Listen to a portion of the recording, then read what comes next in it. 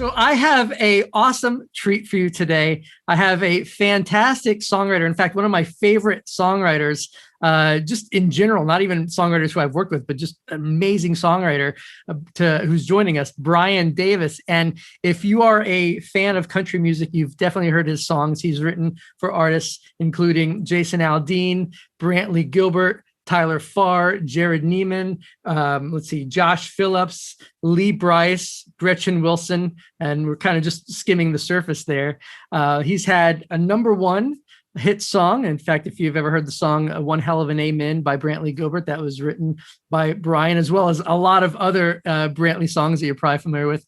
And I've also just had a great privilege for the last 6 years to travel America and play with him on various tours and play shows pretty much all over the country. So thank you for coming and joining us today, Brian. Oh, bro, thanks for having me, man. I love this. Yeah, this is your story is awesome. And one of the things that I especially love about working with you, and I noticed it right off the bat. I think it was our very first conversation, is that unlike a lot of the other artists that I've worked with throughout my career, you've always been very focused on the business side. And that's one of the things that I've learned with a lot of the people that I've worked with who've been highly successful. They've really focused, a lot of energy also on the business. And I've worked with a lot of artists over the years who never focused on the business, and they all just kind of disappeared, So you've always, and even just prior to a hit and record, we right into our conversation, you're already talking about, business and whatnot. And so that seems to be a very core aspect of how you run, how you approach music. And I'd love for you to share a little bit about your perspective of balancing the creative side of music with the business side of music. Yeah, well, absolutely. Business has been the forefront. They call it music business for a reason, and that's a joke that kind of runs around town. But when you take it seriously, that is what it has to be. And so you have to build a product that is going to be a revenue stream. And if you can't do that, then you're not going to stay in business long at all. So, and that's almost anything that we do, but especially in our business. But yes, the creative side, if you don't pair those two, then you can wind up with a bunch of super cool songs that mean nothing to anybody. And so in that regard, you're not going to be doing this very long. So when you find that balance and you pair those up well, you find out that the demographic that we're writing for, when you can pinpoint them and then you bring song ideas to the table that they relate to and that they're going to want to consume, not just 1 or 2 times, but like for 10 or 15 years. And those types of songs become things that wind up on the radio, and then it becomes soundtracks to their lives. But the backbone of all that really is the business of it. You have to understand, what they do for a living, like what brings them to the radio to make them want to turn on that station and listen to that particular music. And so when you really analyze and break it down, it still has the magic kind of has to be in the process, but you also have to have that guideline underneath it as well to kind of hold it all up. And so to me, business has always been that, and I've always had a focus on it for that reason. Although I have kind of compartmentalized the two. Like when I go in the room to write, I try to let the creative side do what it does within the confines of what I've structured and framework wise as for the business. And so as long as I'm inside of what the business is going to allow me to do, I can be as creative as I want to be inside of that. And so they can coexist that way. But again, the backbone of the whole process has to be that it's a business, from Jump Street. So. Yeah, because the reality is that every time you sit down to write a song, you're creating a product or an asset. And, I love how you call them true revenue streams. Mm-hmm. Right. Yes. That's the terminology that you refer to it as, where you are creating something that becomes a long-term asset that can generate money for years and years and years to come. Yep, absolutely, man. And the way that kind of process, when you really break it down, you can't have one without the other. I think that the creative thing has to be there, but when you understand that I'm clocking in, I'm building what we call, I kind of look at it too in a crazy way, but like like they don't make any more dirt, right? I mean, the earth is what it is. There's already people have gobbled up all the dirt, but every time we write a song, we basically we're building real estate. You know, we're creating something that people are going to want to be a part of and consume. And so I've got, I don't know, probably 8 or 9 catalogs in town that source revenue for me on a regular basis, because they didn't exist prior to us thinking up the songs. Now the songs are housed inside of this business, and that catalog just sits there, and people have licensed it a lot like what you do as well, Mike. But they've licensed it, or they've cut them, and then so now those little businesses are sitting over there just running for me, and that allows me to do more and more and more of that. So I got that catalog up and running. It's making me money, so now I can let it do its thing, not focus anymore on it.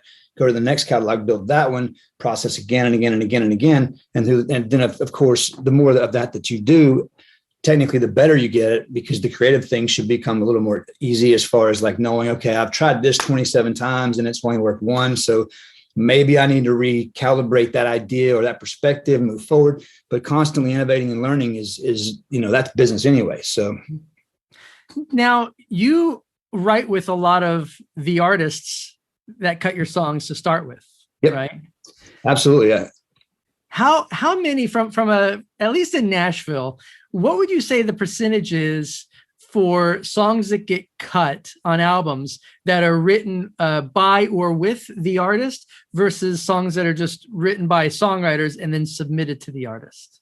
Yeah. So again, discussing that, we're going to use the word business a ton, I think, in this conversation, but if the business of the song is correct, meaning like if I sat down and write a song with somebody who doesn't have a deal, or somebody that doesn't have any network, any outlets, then we've automatically dropped the percentage of that right. So I sit down in the room with an artist who is going into cut within the next 6 months, and they've already told me what they need and what they want.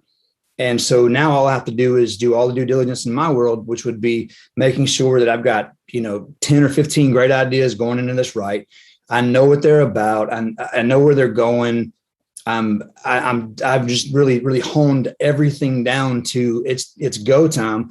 And then we write a song that I call those high percentage rights at that point, because I have basically did all the preparations, and then that met the opportunity, and that typically creates success. So that's how I operate, but yeah, the percentage of cuts personally that I've had a few, what we call outside cuts, would be me and another songwriter who have zero relation or affiliation with the camp that we're going after, the artist that we're going after. Those I've had some, but the majority, probably 85% of my rights that have become successful cuts and on radio and everything else are always with the artist or with the producer, because those two basically can dictate the majority of facilitating the song from its incubated, like we just wrote this baby song and it's just a work tape, to the studio getting it cut. So I love the high percentage rights, and that's what I do a ton of, Yeah, that's what I always refer to as writing with purpose. At least like in the sync world, I'm the same way. I don't just, a lot of people just go, hey, can we get together and write? And I think if you're not bringing anything to the table, yeah. then all of the work falls on me to do the production and then get it out, as opposed to being very purposeful and writing with other writers who already have their established connections. They're bringing their skill set and their team to the table, as well as, my skill set and my team. And of course, then that just immediately increases the percentage and the opportunities to, take those assets and actually get them actively working for you. Exactly, man. When, you have an interesting story, and I'd love you to share it briefly, but, a lot of people would wonder, well, how do I get into the room with the artist? Mm-hmm. And I know specifically a little bit about your story of how you connected with Brantley, or really kind of how Brantley Gilbert connected with you. And it happened at a show that you were playing. Mm-hmm. Yeah. Well, I'll back up and give you the clip notes of it real fast. But so I'm the kind of guy, when it comes to business, I don't pursue it. And I know that sounds crazy to say, because we are very driven and we grind hard at what we do for a living, but I don't believe I believe in an organic aspect to it. Always yields the best results. And so I never force myself into a room. I never put myself in a position where I have where I kind of bully into anything. I just don't do that. I believe in the system, and I believe in the process. And so I was having lunch one day with Jason Aldean's producer, Michael Knox, and he was telling me about this guy, Brantley, down in Georgia. And he was like, dude, if you guys got together, man, I'm telling you, you write some great stuff. And I was like, bro, well, you know how I work, man. I don't push myself into rooms. If it happens organically, then I'm down. And he said, well, okay, man. I said, well, what is he doing? He said, he's just in Georgia, just wants to be famous in Georgia. I'm like, okay, well, if for some reason we cross paths, great. So fast forward 2 months later, we're playing a show in Carolina, and he's coming on and co-headlining it with us. And had not spoken to this guy my whole entire life. Like, it just was one of those deals where it's out into the world now, just good vibes out into the world. And here we wind up in this event together. And then within 30 minutes of hanging out and talking, a song idea came up. And then so we went back on the bus and wrote that idea. And then that started this long friendship and then brotherhood pretty much that we enjoyed. And we still enjoyed it this day. But that's been, man, 13 years ago. So, but it's bizarre how you never know where you're going to be, what's going to happen. So I think always being prepared, but always being professional about the business side of it matters, on such a huge level where a lot of people maybe can relax into certain situations and maybe miss it sometimes. But if you're always ready for whatever that opportunity is going to look like or be, then success is going to show up. That's kind of really like the abundance mindset versus the scarcity mindset. Whereas, like I always try and emphasize, you attract opportunities, but you don't chase after them. Like in the licensing world, there's a lot of people who teach you like, well, you got to listen to a show and figure out what they're using. And then you write music like that. And I'm so opposed to that approach, because that's the chasing approach. Yep. As opposed to, no, you just write the music that you're inspired to write. Yep. And then you actively put it out there. Mm-hmm. And the reality is that the opportunities will present themselves. And those are when the doors open, and they open quickly, as opposed to, I feel that when you chase things, a lot of times you hit your head against the wall and you keep pounding against that wall over and over and over until you're exhausted, and then you just quit. Agreed. Yeah. And our business, maybe some of the best advice I was given. It was kind of awkward and ironic how it even showed up, but there was this gentleman, his name was Mark Hall, and he had written a song called "I Like It, I Love It, I Want Some More of It" by Tim McGraw, and it was a monster song. And so, getting to hang out and talk to him one day about it, and we were at a bar, and he had way too much to drink, and he's telling me, and see, I'm this green kid, and I'm just listening to him talk, and he goes, "Hey man, I'll tell you what, Brian, if you want to be successful in this town, understand one thing." And I'm like, "What is it?" And he said, "You have to be present to win." And then he proceeded to tell me that there were 4 guys that were at a bar having a conversation. The idea came up, and then they decided to go back to a publishing house and write that song that afternoon, straight from the bar over. And 3 guys walked, 1 guy drove. The guy that drove hit a telephone pole, missed the right completely, got a DUI. That was another crazy story, but missed the right completely, changed his life forever, right? So I took that to heart, and it was because for me, it was like, man, that's if this guy who's got this level of success is telling me that's the secret, I'm gonna adhere to that. So for so many years, man, I would come out, I'd drive 500 miles for one ride and then drive 500 miles back. But it was that war of attrition kind of scenario, being in this town and figuring out how to stay and learn and grow and innovate as you move forward. I mean, nowadays I've been in town 21 years. And to me, that being present to win stuck in my brain, and it kind of guided a lot of the drive going, okay, it might not be today, but maybe tomorrow is the day, you know what I mean? Kind of thing. So, but just a random moment. A lot of it boils down to, I remember actually we were out playing the Bluestone. Oh yeah. And I had a friend of mine from California who was out. I think you probably remember this. Like a friend of mine was out from California doing a conference down the street, and afterwards we hung out. And she said something to me. She said something like you've had a great career, and I just responded with, I said I just stayed in the game long enough to let things happen. And a lot of times, people don't stay in the game long enough. They expect that it's going to happen in a year or two. And the reality is that when you start getting into the game, it takes a number of years just to learn that, a lot of it's just the mindset shift of, especially coming from small towns. You and I both came from small towns, going through that mindset shift of, how to be a successful rock star musician to going, oh no, I actually have to treat this like a business. And now I have to approach it like a business owner. Agreed. Absolutely, man. And I think that 10,000 hours thing is true. Like, to master anything, they say that it takes 10,000 hours. And I do believe, man, you got to put the time in. Like the things that really are worth it in life they're not easy. They don't come just like that, man. They really take the grinding and the peeling it back, figuring it out, man. And quite honestly, another random little moment, but Craig Wiseman said one time, if you love something enough and you continue to do it, it will reveal all of its secrets to you. And that process is like a lot like writing. It is that, man. Because sometimes you start out trying to develop an idea early when you're green in this business, and you might miss it. You may take off down a road before you really think it through well, and then lose the idea halfway through, and then just kind of be down and disappointed about you just wrecked a really good idea. But he's like, man, go at it again. Change the perspective.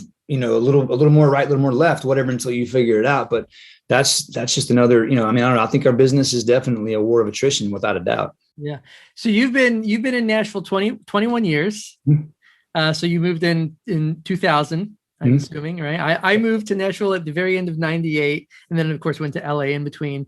But if we look at the last 21 years, 21, 22 plus years, whatever, in the industry, a lot has changed. Like if you think we'll just say 2000, back in 2000, you wrote a song and then you sent it off to a demo studio and they created demos, and you had to publisher had to pay money every time you needed a good sounding demo. And now you write a song and you do it in your bonus room at your house where you have a studio, and a day later you have a great recording because we have all the technology, of course, to do it ourselves. So, and that's something that's a skill set that I know that you've developed over the years. Obviously you're in your studio and your demos sound great that you do. What would you say to songwriters when it comes to the quality of their demos and how to approach the demo aspect of writing songs or presenting songs? Yeah. So I think you have to know the routes that the song is going to take to get to where it needs to go. Like, for instance, say I write something with Brice. He's got a studio on his bus, a rolling studio on his bus, man. And so he has everything we need. So we build the track on the bus. He does the vocal on the bus. Basically, it's a record by the time we come back. We'll be out for 4 or 5 days on the road, come back in, we'll have 3 records or 4 records done. It's crazy how he operates. So I know in that process, I don't have to do a ton. We'll handle most of that on the road. But I also know he loves stripped down work tapes, and so a lot of times if I'm writing something, very rarely would I do this, but write something that I know I can get to him, and I know he likes the vibed out stuff that's just really stripped. So I'll bust a verse and chorus out here at the house on something and shoot it over to him on the road. If he happens to be on the West Coast or something on a run, and something pops up in my head and I bust it out, I'll do that. So, but ultimately I will say, I think it's a massive asset to understand Pro Tools or Logic. And that was one thing, as far as staying in the game, like we discussed a minute ago, man, a big piece of that for me was going, you know what, man, I don't want to have to, no disrespect to our buddies in the studios. I love them. I mean, they're some of my best friends, but at the same time, when streaming started taking over, the revenue streams were light. I mean, there wasn't a lot of money in it. So we had to really make a decision on, is there a cheaper, better way to get the point across? Meaning, get these songs demoed, but not having an $800 or $1,000 demo. We could do them for $200 or $300. So I started picking up Pro Tools, just again, adding to my skill set, constantly adding to my skill sets. And so that was a big thing for me. And so now I'm pretty fluent in Pro Tools, and I mean Logic a little bit. Pro Tools is more my language, but so that's been something that has been a massive asset. And then in those processes, just know, I think, know where you are in the process, because again, I think we can spend a ton of time trying to build a record when all we need is a demo. So that's something that I've learned. Cause I'm a perfectionist when it comes to some of the stuff, and if I take off down a road, I'm going to do it right. And that's that sometimes we need to define what right needs to be, because sometimes, just a real cool stripped down, percussive aspect with acoustic and a great vocal can get the job done. And so, but sometimes you need, if it's the rowdier stuff, like the Brantley or Al Dean stuff, you might need to really get at it. So maybe that would be the time to take it to a studio. But I think it's a case per case basis kind of thing, but my advice would be to really understand the ears that are going to hear that. As far as the gatekeepers are concerned, is it a publisher you're trying to get to? Is it an artist you're trying to get to? And thinking about the competition, if it's an Al Dean record that you're going after, you have to understand everybody else in town's doing the same thing. And the stuff that they're getting, I mean, they're spending the money and they're putting basically records in front of Al Dean. They're not putting demos in front of Al Dean. So you want to be comparable in regard to that. So there'll be times to make that a good decision like that. But maybe it's a new artist that doesn't get a lot of stuff pitched to him yet, but you feel like you got something for him. Understand what that looks like. If it's, the producer, then shoot it to him. And producers tend to sometimes love a more stripped down approach to stuff, because they still get to do their job. As far as like, if you put something completely produced on the table, then they're like, well, what am I supposed to do now? You almost took me out of the equation. And so sometimes that can kind of backfire as well. So I would say know the direction you're going, the artist you're going after, and the ears that are going to hear it, and then just act accordingly as far as that's concerned. Yeah, that's always knowing who the end users and the outlet is so essential. And again, I always say that demos just don't even exist in my world anymore, because now, you can produce, from your studio record quality music. And even with like you listen to stuff that's out now, you can't even tell if it's a live drummer or if it was programmed. And it's the technology is phenomenal. Hey, I just want to jump in here for a second and let you know that if any of your goals over the next year include recording and releasing a new album, generating placements of your songs on TV shows and films, or just building a fan base that will sustain your music career, I want to invite you to my special workshop, Real Musicians Don't Starve. Now, in this workshop, we're going to focus on the 3 keys that are essential to your success, and you're going to walk away with an extremely powerful strategy that allows you to create your own wow factor. And this gives you the power to attract musical opportunities to you instead of constantly struggling and chasing after them. Now, you can check out this workshop for free at realmusiciansdon'tstarve.com/workshop. Now, once again, that's realmusiciansdon'tstarve.com/workshop. Now, back to the podcast. Obviously the whole industry is full of ups and downs, and it's not always, we always talk about the successes, and that's fun and inspiring. But then there's also a lot of, there's a lot of rejection that comes with this too. You write songs, even with the artists you write songs with, not all the songs are obviously going to make it to the record.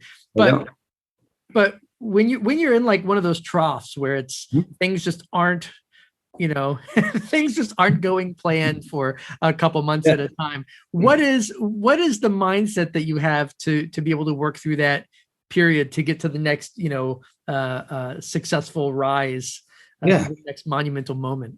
Yeah. So for me, I think I have to remind myself on a pretty regular basis, even with the amount of success I've had, that failure is not final, if that makes any sense. Like, and a lot of times we get in this business and we maybe have something that we sit down with artists and we just smoke these songs and we've done it, right? And then they go in to cut them, and then just something doesn't go right or whatever, and they wind up getting scrapped from the project or whatever, man. Those are sometimes gut punches, and it's because we do pour so much of us into those moments and stuff. But those rejections, that they're not final either. I mean, that's one chance for you to take a lesson from that. You know what I mean? Because there was a reason why that didn't get all the way through to the other end of the gauntlet per se.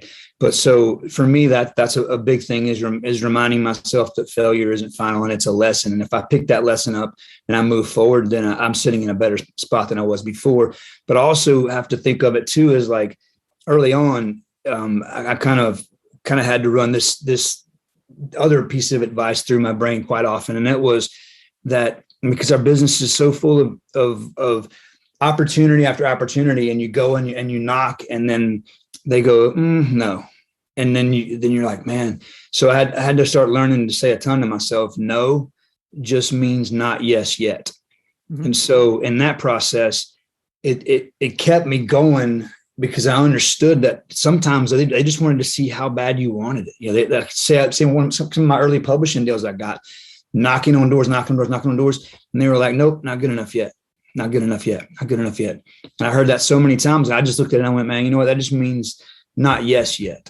That no just means not yes yet. And I'm learning every time I go in there and hear no, I'm taking it back and reverse engineering that down and going, why? What did I miss in that process? Or why did we not get all the way to the finish line? That, you know, so that's a big piece of it. But and again, I think all of us learn daily too. I mean, I think we keep refining our business, we keep refining our skill sets, we keep refining our creativity on a regular basis, to the point where we get to where we're hitting the target.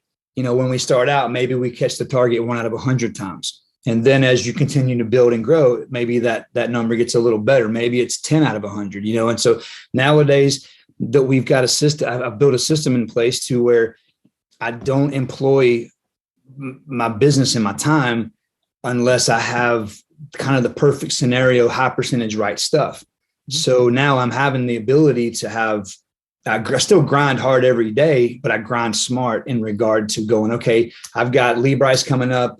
I know we're doing And so I just sit here like in the mornings and I bust out like an hour of ideas, you know, getting just staying ahead of everything, you know, and being prepared for when we get on the bus and go, that we drag money home. We drag home revenue streams. You know, one of the things that I've really liked about working with you over the years is that I've spent a lot of time, you know, in the front lounge of a bus, just, you know, listening to you talk or listening to you and other people talk. And one thing that you've always brought up a lot, it's one of the things I always loved about your perspective, and it's similar to my perspective, is you always talk about systems. And I have always been like, you know, a system oriented guy. Anytime there's something new, I figure out what works and I create a system. And that way I'm able to shut down, you know, the analytical part of my brain and just allow that system to run over and over and over and focus on, you know, the important stuff, maybe more the creative stuff.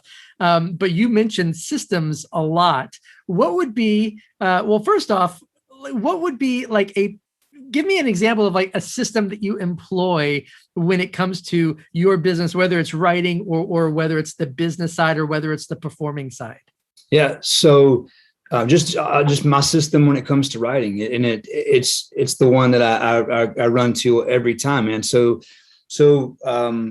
I have 6 people that book my calendar. So it's pretty crazy, but I have the system where, so next week I would have sat down, which I did, and I previewed my week coming.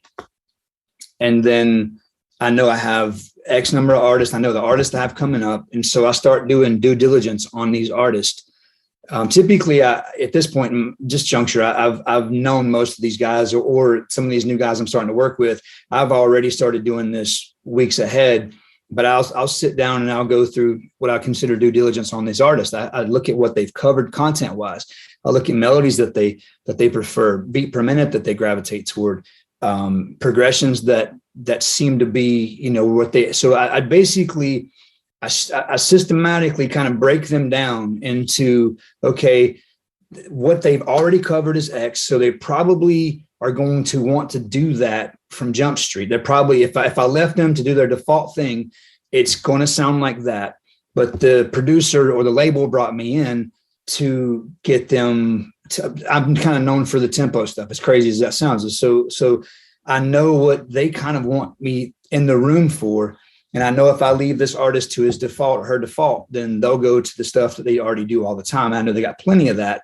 So my job is now to start brainstorming and figuring out ideas creatively, how we can take grooves and move them out of their comfort zone a little bit to broaden their base, or to round out their show, or bring, you know, so maybe they've had 3 ballads and they desperately need, you know, a rocker in their show. And so I know that's something they're thinking about, but I want it to be on the radio too. So for me, I'm figuring out how I can design this song that's going to first benefit them in regard to what they need to be applicable for. But then I'm also thinking, let's make this radio so we have a great, we all went out of the process. And so that system it's nowadays it runs itself. Like I know I see an artist coming, it takes me 5 minutes and I've broken them down to, okay, this is where we are. I just need to have ideas like blah, blah, blah, and I just start busting out things. So that's kind of how that system works. And it does, it has been beneficial. Now I've tweaked it through the years, but it stays super reliable in regard to that. And every time that I implement that system, I always wind up with a above average percentage that song is going to make that record, and that song is going to be something. So that's just one of my systems. I mean, of course, the artist side is a similar setup, but it's just deducting, the demographic. Like, say we're going to be playing a 10,000 cap room, and it's going to be, I have built a record of stuff that we're presenting to them on stage, that if I've done my job right and we've all done our jobs right on stage, then we have broken down their defense mechanisms. Because some people that don't know us, just the human nature is to want to back up off of something or just throw up walls about it, And so for me, I think walking on stage, there's ways that you can defeat their defense mechanisms immediately, just through narrative or through a guitar lick or something that just make them go, I might like this guy. I might give him a chance, versus going, that's not the headliner, man, I don't want to hear it, kind of thing. So I think when you start getting into the psychology of people, and that's where I think that land is, and that system's a little different in regard to that, but there's ways to, and again, it's not manipulating, it's just understanding the game. And then I've always said, if you show me the game and the rules behind the game, I can beat the game. And that's kind of that just another piece of that process. But so, I mean, and then the business side of it, as far as that system, it just is about how we can continue to do what we love to do. And we have to make money to do that. So it's a matter of just, the backstory or being in the background of that, going, how can I serve this artist, or how can I, build this record and understand how to connect these songs to those people, that kind of stuff. So, a long time ago, I learned that there are two moments in a show that everyone will remember. People will remember the beginning of the show, and then they'll remember the ending of the show. Mm-hmm. For every Brian Davis show, anyone who shows up, you're going to remember the beginning and you're going to remember the end, because both of those moments in the show are extremely powerful and they're a lot of fun to be a part of. But you do make a great statement of how even within the live performance, there is a system, and there has been a system since I joined you back in 2015, for every single show, no matter where we're at in the lineup, whether we're the headliner or an opening act or somewhere in between for some type of festival, the set has always been very specifically designed for that purpose, mm-hmm. Whether it's a long set or a short set. And that's one thing that I've always enjoyed also about the band. It's just also been a ferocious band to be a part of, but yeah. But one of the things that I also that's great, I enjoy about your music in particular, is that you write riffs, and that's something that you don't hear a lot of. A lot of people just grab an acoustic guitar and they just, play the cowboy chords, but mm-hmm. your songs are really based around riffs. And that's, I think that's also very specific to a lot of the artists that you work with. Yeah. But that's definitely a super cool thing to be a part of, and see how you write these songs around those riffs, and not only for you, but then, like I said, also for the other artists.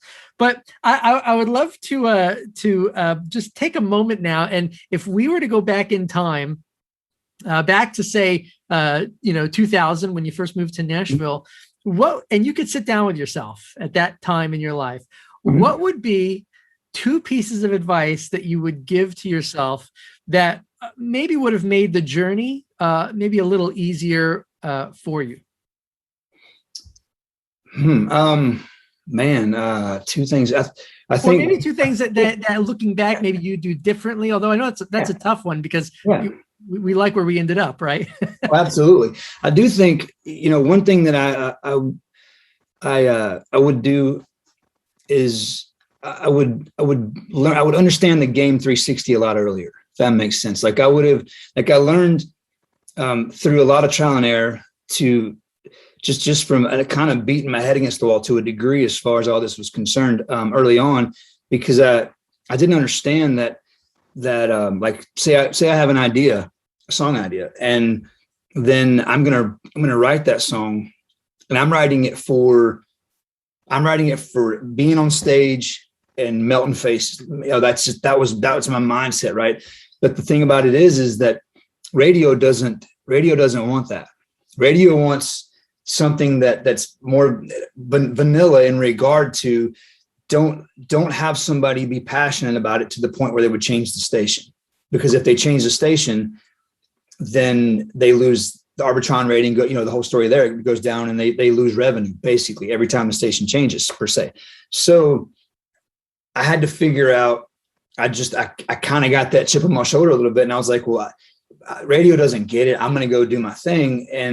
And now I look at it and I go, if I'd had that true 360 understanding of the business completely, meaning like what you have to do is understand the gatekeepers all the way up and all the way down. And you have to understand everybody's capacities. They're all human. They all have needs. They all have, they're trying to operate and be validated inside of their positions all the way across the board, from the time a song is written until it's a number one hit, all the way to the number one parties and the BMI, all that stuff. So it's like all these different things. If I would have had that, I think I would have had a little different perspective, or probably would have made my road a little easier, just from the idea of going, I understand that everybody else is in this game too. And so that's probably one. And I think the versatility might be the second thing, like as far as making sure that I didn't go super narrow minded on things, like kind of looked around and went, well, what if we don't,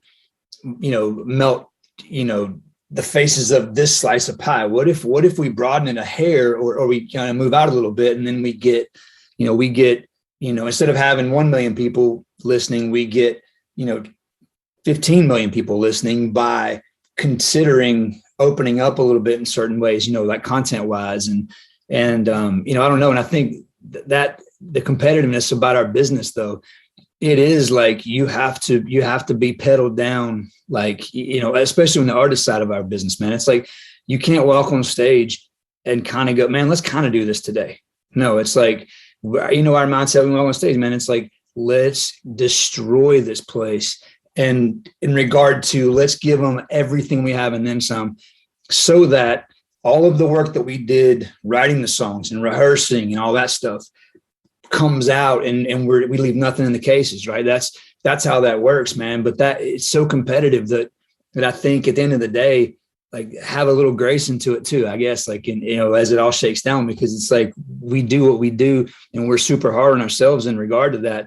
But I don't know, I probably would tell that 20-year-old me to give himself a little grace too, because our business is not, it doesn't exist inside of our business in regard to, it's, hey man, what did you do today? Because I know you just had number ones yesterday, but this is today, and instead of going, and maybe I should revel in this, in the idea that we have been in this business for a minute and we still have the privilege of being in this business, kind of thing. So here's my final question for you. For those who aren't familiar with the Brian Davis catalog of songs, what would you say would be the top 2 or 3 songs that best exemplify who you are as a songwriter, that people could go listen to right now on YouTube or Spotify or whatever? Yeah. So I think, like, probably Lights in My Hometown. I mean, I've always been a writer. I have to live what I write. I believe in that. To me, the song fuels the stage and the stage fuels the song. So that was a big piece for me. And so, but I have to go live to do all that stuff. And so probably Lights in My Hometown would give you a really good understanding of, in my opinion, what we're about. And then, I mean, of course, One Hell of an Amen. I do believe songs are therapy. And I mean, there are songs to drink beer to. There are songs, I think, to have a shoulder to cry on. I think our music, that's one of the things I love about music, is it hits people in a way that kind of nothing else can. I mean, and so songs like One Hell of an Amen, it served in a capacity that I'm really proud of, like, in regard to it. And again, like, the accolades are awesome. I love the fact that we have those, but to me, the stories and the life-changing parts of, of people's lives who were the listeners of the song, who come and they're like, hey man, that got me through something really hard. Those kind of moments, to me, they'll trump, the revenue from and the accolades every time, man. So there's that.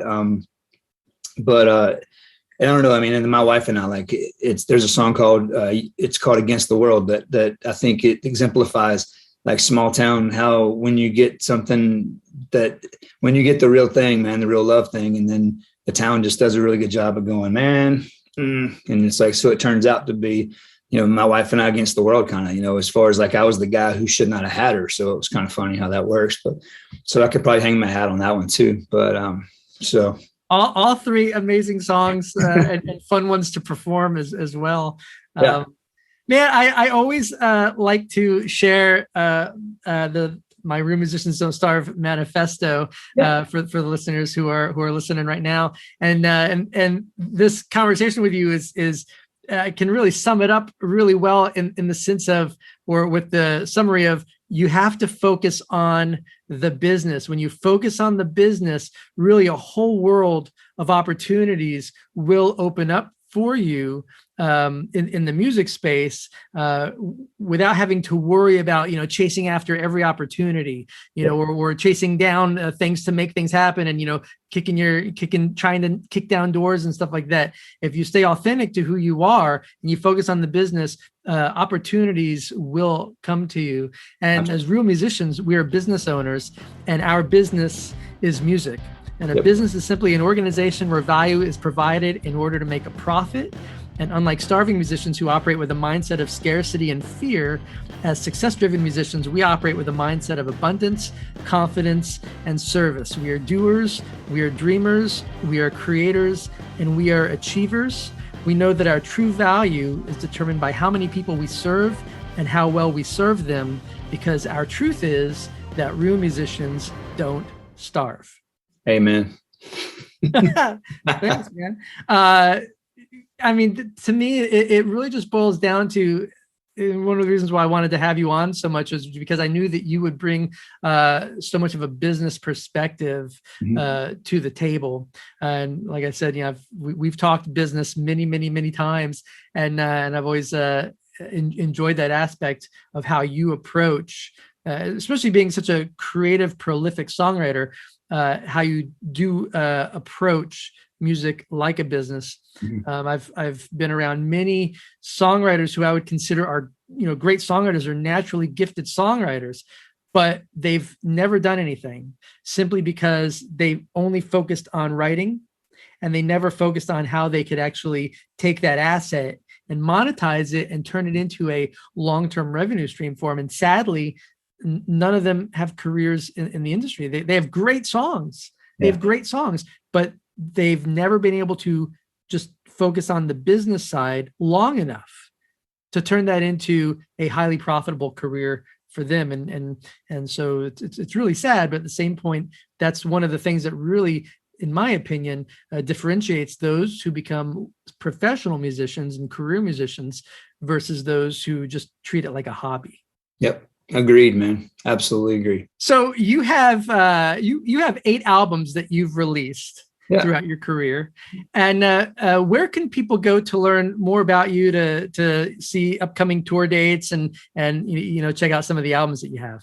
All of your digital service providers have all access to all that stuff: Spotify, Apple Music, all that stuff, man. And so or you can go to briandavislive.com, find it there, or Brian Davis Live on Instagram. That's the handle, and everything is Brian Davis LIVE. So check it out, man, and love it and listen to it. Yeah. If you have an opportunity, I really do want to encourage you to, if you have an opportunity to see Brian live, I want to encourage you to check out the band. I might be there too, maybe, we'll see. But for the last number of years that I've been playing with Brian throughout my career, I've played with some great bands, but I have to say that the band that we've had for a number of years is definitely the most ferocious band that I've ever been a part of. Just unbelievable grade A, musicians, and great show, great performance. It's a high energy show from start to finish. And especially if you're a country music fan, a lot of the songs that are in the set are songs that you would know. So that's what also makes it a great show. There's definitely some great moments, because people recognize a lot of the songs. So definitely get a chance. If you get a chance to check Brian out live, go check it out. And I think I even played on one of the albums, Stripped Down and Turned Up, I think. Stripped Down and Turned Up. Yep. Yeah, absolutely. So, all right. Well, I want to thank you guys for joining us in this episode, and we will chat with you later. Yeah. Thank you again, brother, for having me, man. Awesome. Thanks, Brian.